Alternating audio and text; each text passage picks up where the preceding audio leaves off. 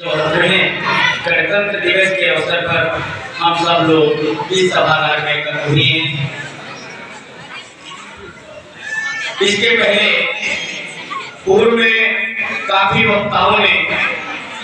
इस कार्यक्रम पर अपने अपने विचार रखे। गणतंत्र को जनतंत्र भी कहते हैं, लोगों का संविधान कहते हैं और इसी को हम प्रजातंत्र भी कहते हैं। लेकिन इसके जब हम मूल में जाएं तो हमारी समझ में आता है कि वह विधान, जिस विधान के तहत हम लोगों को अपने समस्त दैनिक क्रियाकलापों का क्रियान्वयन करना है, अर्थात वह एक पूरी तरह से पक्षपात, ऊंच नीच और सभी के प्रति समान भाव से न्याय संगत व्यवस्था जो हमारे पूर्वजों की देन, जिसे हम संविधान के रूप में जानते हैं। आज ही वो सौभाग्यशाली दिन है जिस दिन यह संविधान लागू हुआ था, क्योंकि इसके पूर्व में हम जाएं तो बहुत सारे ऐसी व्यवस्थाएं हम लोगों पर लागू थी। हमें इसके पहले पूर्व में बहुत सारे वक्ताओं को हम लोग भी सुन रहे थे जिन्होंने इस पर बहुत ही विस्तार पूर्वक व्याख्या की है। हम इस बात को भली भांति समझते हैं। इसके पूर्व में मैं कई कार्यक्रमों में जा चुका हूँ और हर जगह इस आयोजन को अलग अलग तरह से मनाया जा रहा है, लेकिन यहाँ पर आकर के जिस उद्देश्य से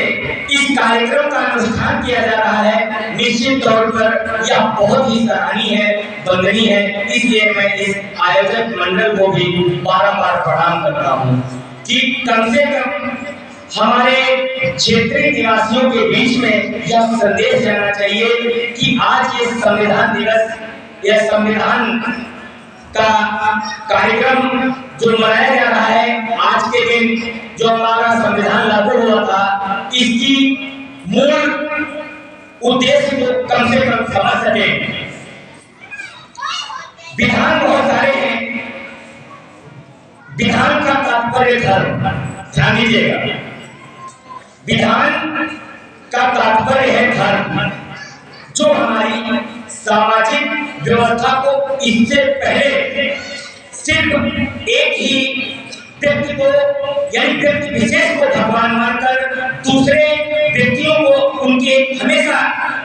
दासी और सेवक की तरह जीवन जीने की जो कलाएं थी, वो लगातार आज भी विद्यमान रहे, कायम रहे। इसके लिए लगातार समाज में भांति प्रकार की अराजकताएं फैलाई जा रही हैं और मैं इस बात को भली भांति समझता हूँ। इस चीज को बहुत ही कम लोग समझ पा रहे हैं और जो लोग इस बात को समझ पा रहे हैं वो अपने लोगों को धीरे धीरे जागरूक करने का प्रयत्न कर रहे हैं। ऐसे अनुष्ठानों में हम लोगों को एक बात ध्यान दीजिएगा, ये जो आयोजन किया जा रहा है, इस आयोजन की तह में जाइएगा और जाने के बाद एक बार मंथन भी करिएगा कि जिस संविधान के लिए कितने लोगों ने अपने लहू को बहाया, किस तरह से आजादी मिली। ध्यान दीजिएगा, वो अंग्रेजों से ही आजादी प्राप्त करने का तात्पर्य नहीं है। हमें इस बात को भी पहचानना होगा, वास्तव में अंग्रेजों से ज्यादा घातक हमारे अपने समाज के कुछ ऐसे नुमाइंदे जो हमारी इस एकता की कमजोरी को तोड़ करके हम पर पुनः वो विचारधाराएं और वो व्यवस्थाएं हम पर लागू कर देना चाहते हैं। इसके लिए सजग रहने की जरूरत है, जागरूक रहने की जरूरत है और इस तरह के आयोजन,